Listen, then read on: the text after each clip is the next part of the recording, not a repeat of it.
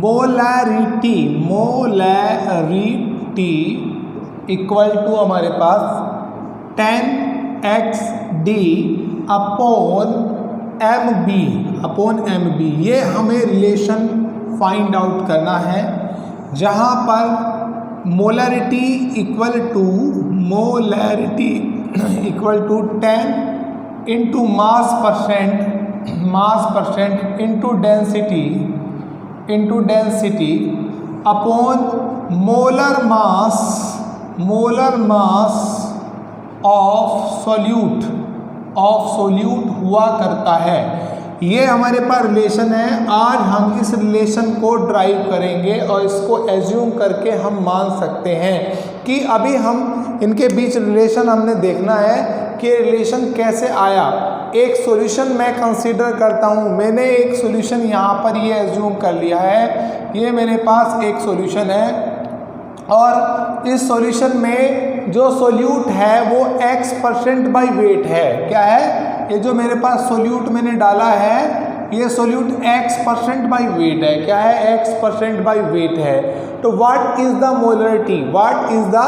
Molarity if the density given by d ग्राम पर ml। क्या? d ग्राम पर ml। ये डेंसिटी आपको गिवन है d ग्राम पर ml और मोलर मास ऑफ सोल्यूट कितना है आपके पास? mb। क्या है? mb मैं एज्यूम कर लेता हूँ ग्राम पर मोल। क्या? ग्राम पर मोल। ये mb आपके पास में जो क्या है? मोलर मास ऑफ सॉल्यूशन का वॉल्यूम जो है v वो 1 लीटर है। क्या है? 1 लीटर है और इसको मैं यहाँ पर आपके पास v लीटर एज्यूम कर लेता हूँ। अब हमारे पास 1 लीटर क्या है? 1000 ml के इक्वल है, तो इसको मैं 1000 VmL मान लेता हूँ एज्यूम करके। हम ये पहले से जानते हैं कि density equal to mass upon volume हुआ करती है। डेंसिटी क्या है? डेंसिटी इक्वल टू क्या होती है? मास अपॉन वॉल्यूम। क्या है? मास अपॉन वॉल्यूम। तो यहाँ से मैं क्या कर सकता हूँ, अगर मेरे पास वॉल्यूम भी है, मेरे पास डेंसिटी भी है, तो क्या कर लूँगा मैं यहाँ पर? मास ऑफ सॉल्यूशन निकाल लूँगा। क्या करूँगा? Mass of solution. तो क्या हो जाएगा आपके पास? Density into volume. क्या हो जाएगी? Density into volume. और डेंसिटी आपने पहले ही एज्यूम कर रखी है d ग्राम पर ml और वॉल्यूम आपके पास कितना है? 1000 VmL। तो आपके पास क्या हो जाएगा? 1000 VD। ये आपके पास में क्या हो गई? आपके पास में या dV। बात उससे कुछ फर्क नहीं पड़ना। d into v। ये आपके पास में क्या हो गया? मास ऑफ सॉल्यूशन हो गया। क्या हो गया? Mass of solution. अब हमारे पास सॉल्यूशन का मास है। अब हमारे पास क्या है? सॉल्यूशन का मास है। अगर हमें सॉल्यूशन का मास पता चल जाता है तो अब हम सोल्यूट का मास कैलकुलेट कर सकते हैं। तो यहाँ से हम क्या करेंगे? मास ऑफ सोल्यूट वो हम पहले ही एज्यूम कर चुके हैं। मास ऑफ सोल्यूट वो हम पहले से ही एज्यूम कर सकते हैं। x%, जहाँ पर परसेंट की बात की जा रही है, x% by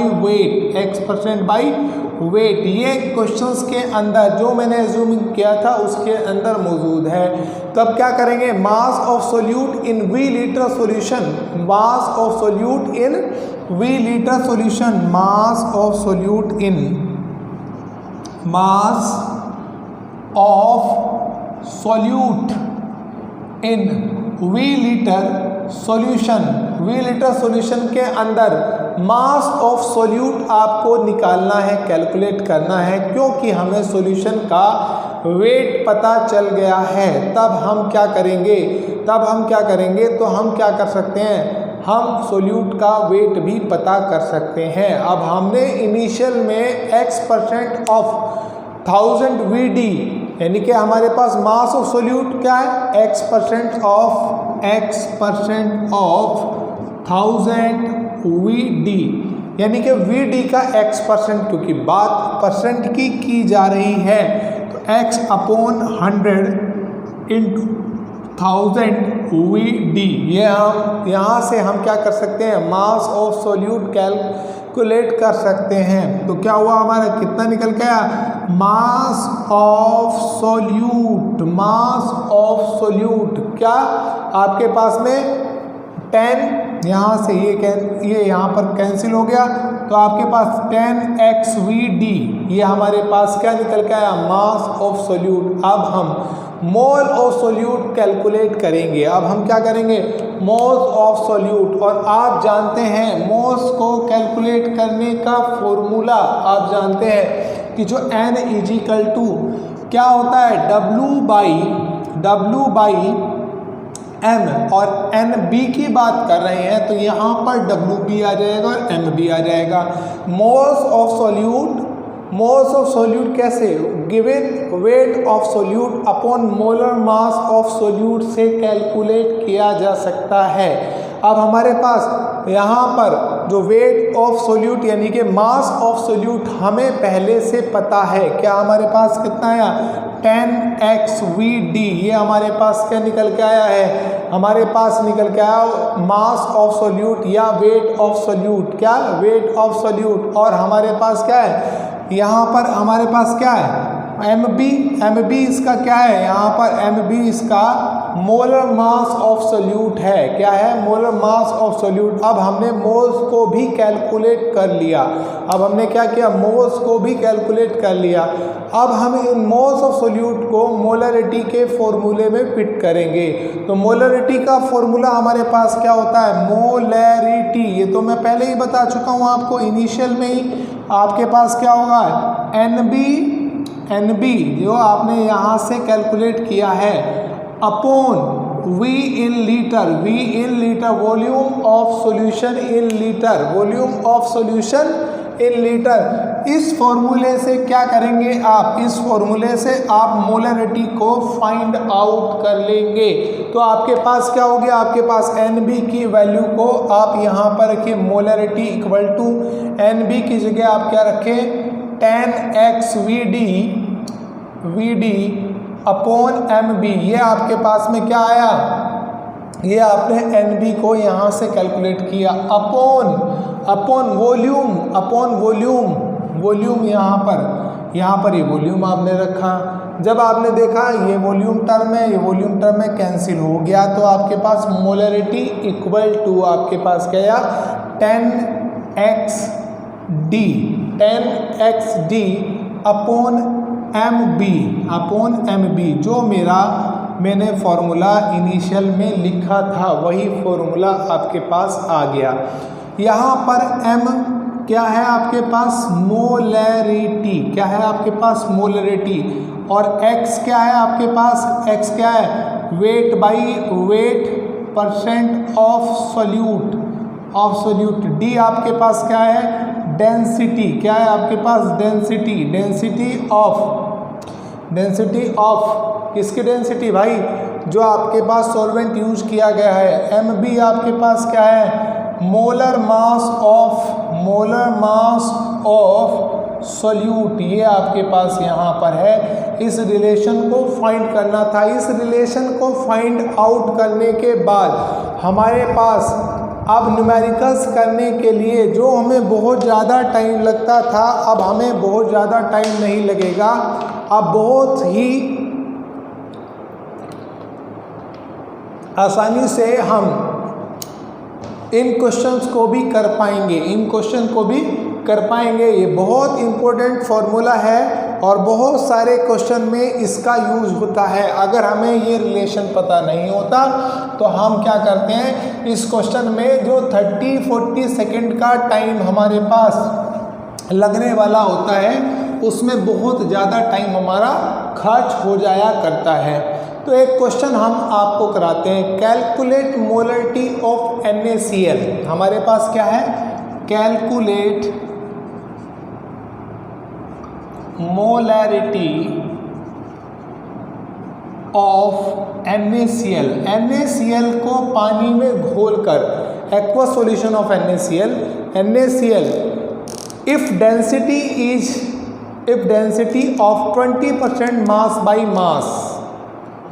mass of aqueous solution, the given density is 1.20 gram per mole. तो यानी कि सिंपल सी बात है, if solute present 20% W/W weight by weight की क्वांटिटी के अंदर of aqueous solution are formed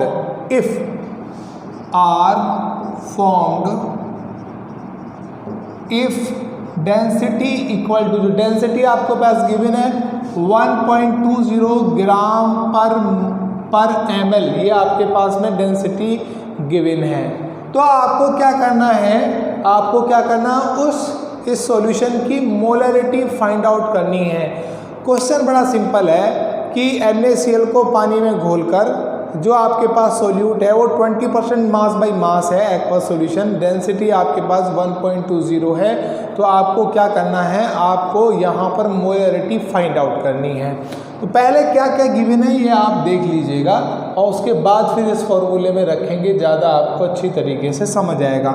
molarity आपको फाइंड आउट करनी है और x की वैल्यू, हाँ जी, W/W की क्वांटिटी में x की वैल्यू 20% दी है, 20% दी है, मतलब टोटल सॉल्यूशन आपके पास में कितना है 100, कितना आपके पास में 100, तो 20 ग्राम आपके पास में क्या है सोल्यूट है।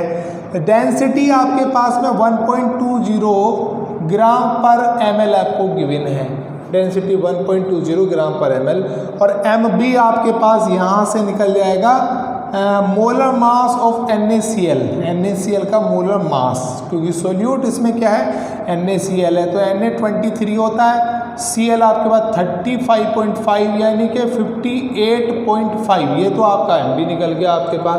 अब आपको इस क्वेश्चन में इधर उधर करने की कोई जरूरत नहीं है, सीधा फॉर्मूला उठाना है, molarity equal to 10xD upon MB, ये वाला फॉर्मूला आपको उठाना है। सारी ही चीज़ें आपके पास अवेलेबल हैं, 10x इंटू 20%, D की वैल्यू 1.20 और आपके पास MB आपके पास 58.5। तो देखो कितनी आसानी से ये आपके पास में एक बेहद मुश्किल सा क्वेश्चन जिसे बच्चे बोला करते हैं वो एक आसान तरीके से हो गया।